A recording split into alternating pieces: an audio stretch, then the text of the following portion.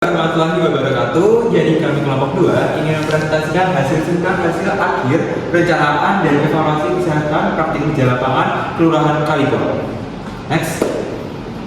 Nah, di sini juga terdapat anggota kami, tapi di sini juga kami dibimbing oleh dosen pembimbing lapangan, yaitu Bu Susi Kartika Sembayang, SP, MSc, PhD. Kemudian di sini juga ada anggota kelompok kami yang terdiri dari 10 anggota.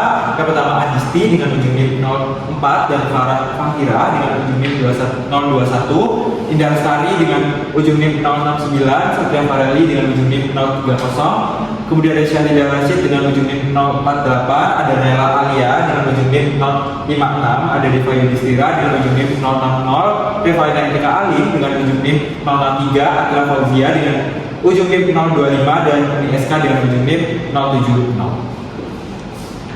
Nah, dari hasil kami mencari data, yaitu ditemukan bahwa kami menemukan data itu ada dua. Yang pertama ada data sekunder, kami peroleh dari Profil Kesehatan Kabupaten Banyuwangi tahun 2023. Kemudian ada sasaran standar pelayanan minimal atau SPM tahun 2025. Kemudian ada profil khusus Sebatak tahun 2025, data khusus Kalipuro tahun 2025. Kemudian ada profil Kelurahan Kalipuro tahun 2025 dan yang terakhir ada data Posyandu tahun 2023 sampai 2025. Nah, ada pun juga data primer kami dapatkan dari hasil wawancara, NGT, kuesioner analisis situasi, kuesioner KIA, metaplan, dan yang terakhir ada brainstorming. Next.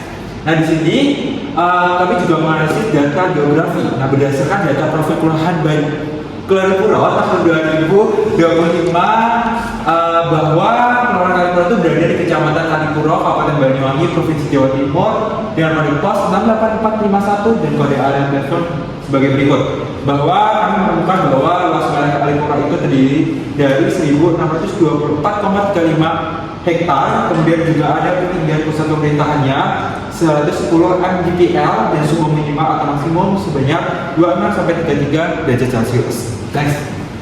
Di sini juga ditampilkan bahwa kita menemukan data demografi bahwa di Kelurahan Kalipuro terdapat 12 lingkungan, antaranya sebagai berikut. Kemudian ada 17 RT dan 64 RT dan jumlah penduduk menurut Kelurahan Kalipuro. Data profil Kelurahan Kalipuro 2025 bahwa total penduduknya ada 12.539 jiwa dengan jumlah laki-laki 6.370 jiwa dan perempuan 6.669 jiwa.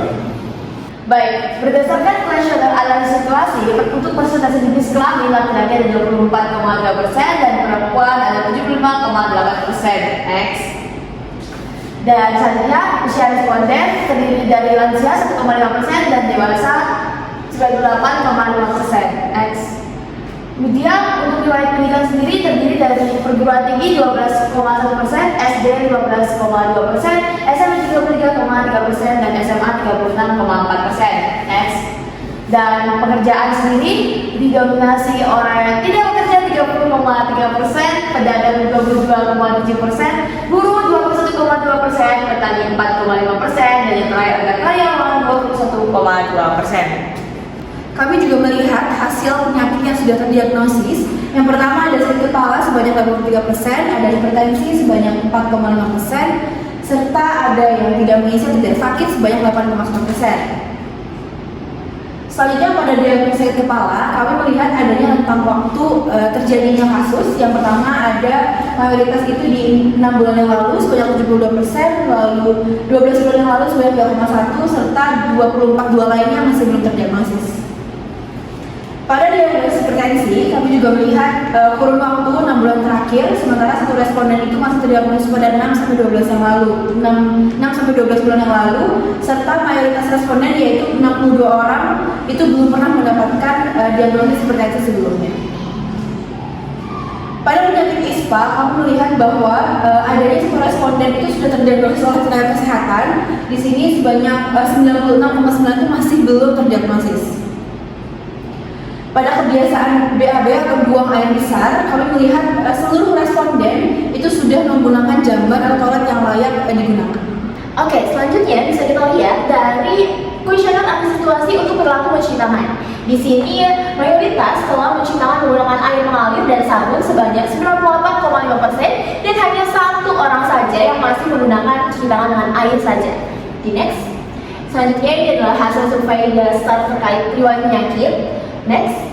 Dan dari hasil tadi kita lakukan NGT atau Nominal Group Technique, yang dimana terdapat skor yang nomor 1, peringkat satunya ada di dalam cakupan IDL yang baru memenuhi target, dan capaian ANC lengkap mulai dari ke-1 sampai ke-6 yang baru mencapai target.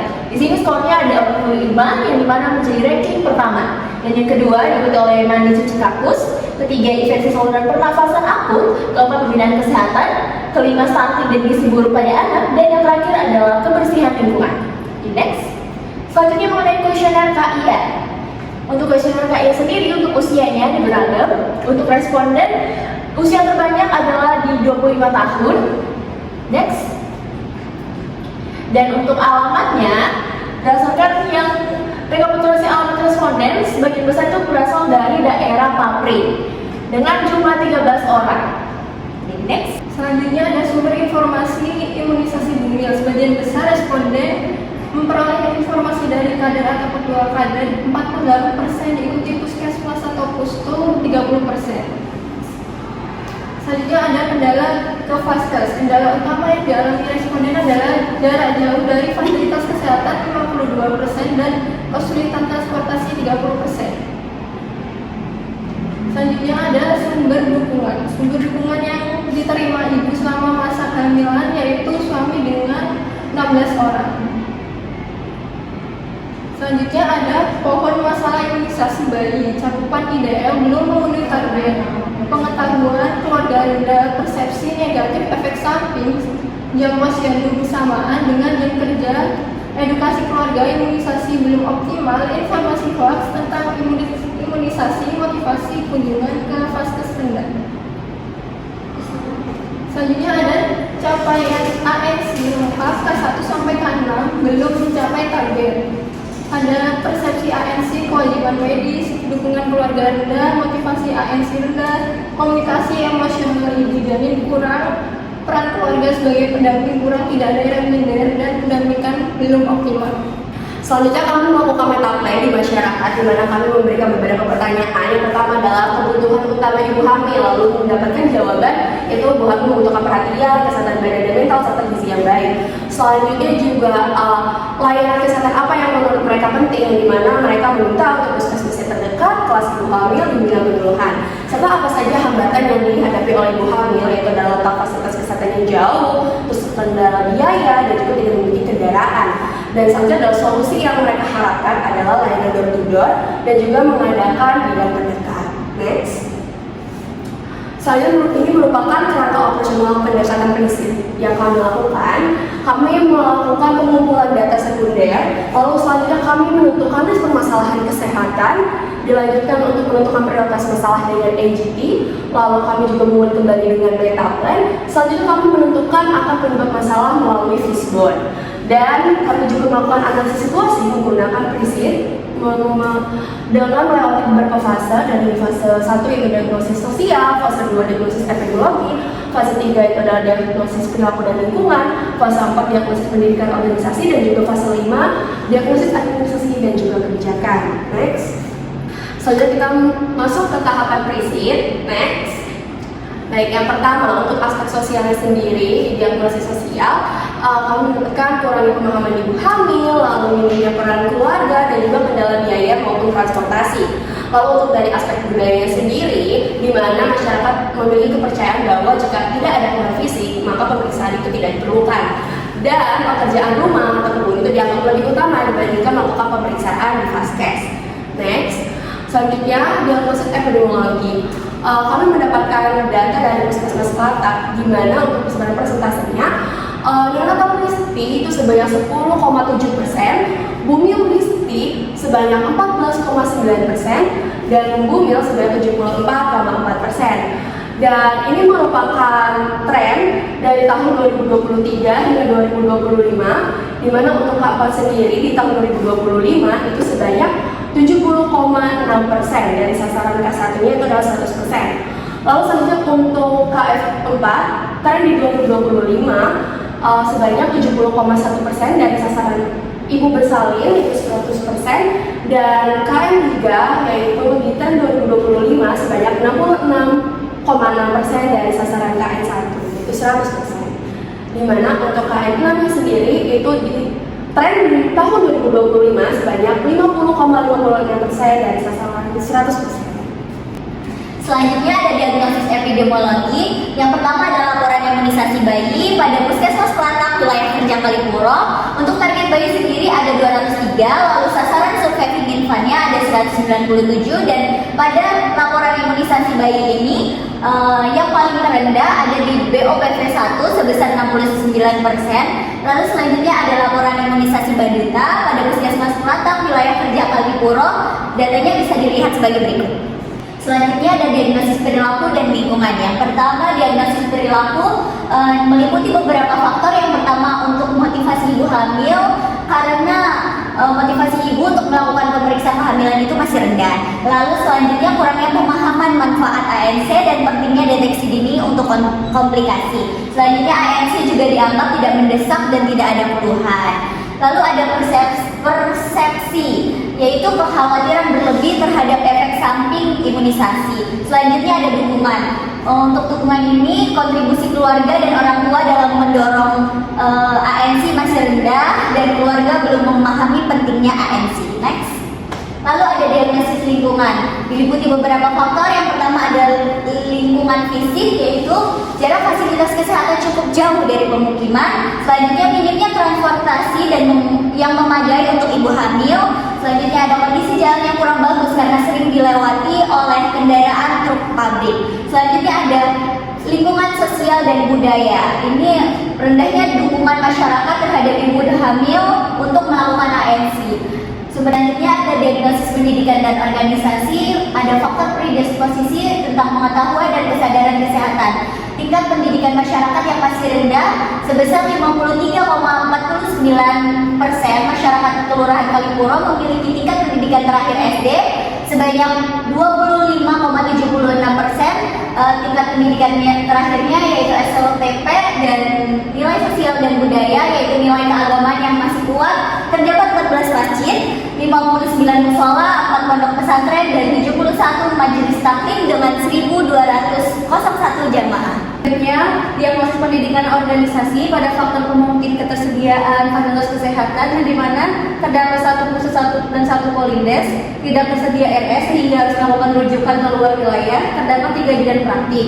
Untuk aksesibilitas pelayanan kesehatan sendiri, 37,5% jalanan rusak, 1 jembatan rusak dari total 6 jembatan, dan transportasi umum terbatas. Hanya ada 26 ojek dan 34 angkutan umum. Untuk faktor pemungkin pendidikan dan organisasi, yang dimana 70,9% penduduk bekerja di pertanian, 44,1% bekerja di sektor buruh, tani, dan tunggakan PBB rata-rata 46,2%. Untuk sarana pendidikan sendiri ada 3 PAUD, 4 TK, dan 5 SD, 3 SMP. Untuk ketersediaan sanitasi dan infrastruktur pendukung, terdapat 2 dam dan 1 sungai yang dimanfaatkan untuk kebutuhan air. Faktor penguatnya, terdapat banyak radar aktif di 18 posyandu ILP. Selanjutnya untuk diagnosis administrasi dan kebijakan, yang dimana landasan hukum nasional dan daerah, ada keputusan Menteri Kesehatan Republik Indonesia tentang pedoman pelaksanaan imunisasi, ada peraturan Bupati Banyuwangi tentang standar pelayanan minimal. Untuk program bidang kesehatan Banyuwangi sendiri ada program Permata Hati, program kelas ibu hamil, pendampingan ibu hamil resti, program kelas ibu balita, dan program Nora Health. Selanjutnya ada penentuan alternatif solusi atau brainstorming, yang dimana membuat peta sebaran ibu hamil, inovasi mengenai pentingnya pemeriksaan ibu hamil, membuat pojok biji, buat kelas kreasi ibu hamil, gerakan tetangga peduli ibu hamil, dan edukasi kesehatan mengenai pentingnya imunisasi bayi. Baik, berikutnya adalah penentuan prioritas solusi yang kami ambil. Yang pertama, menggunakan teori MEL. Nah, di sini kami mengambil solusi terkait edukasi keluarga mengenai pentingnya imunisasi bayi dan inovasi mengenai pentingnya pemeriksaan ibu hamil. Next. Nah, untuk itu kami menginisiasi gerakan Kalipuro Kemati, yakni gerakan masyarakat tanpa imunisasi dan ibu hamil. Next. Nah, pecahannya ada gerbek imunisasi, yang ini bertujuan untuk meningkatkan pengetahuan keluarga, ibu, suami, nenek mengenai imunisasi dasar lengkap dan mengubah persepsi negatif keluarga tentang efek samping imunisasi dengan rincian sebagai berikut. Next. Yang berikutnya adalah Sapa Janin. Di sini bertujuan untuk mengubah persepsi ibu hamil tentang ANC dari kewajiban medis menjadi kebutuhan emosional dengan meningkatkan kepuasan layanan ibu hamil di puskesmas atau posyandu di wilayah sasaran dan meningkatkan capaian pemeriksaan ibu hamil ANC lengkap dari K1 sampai K6.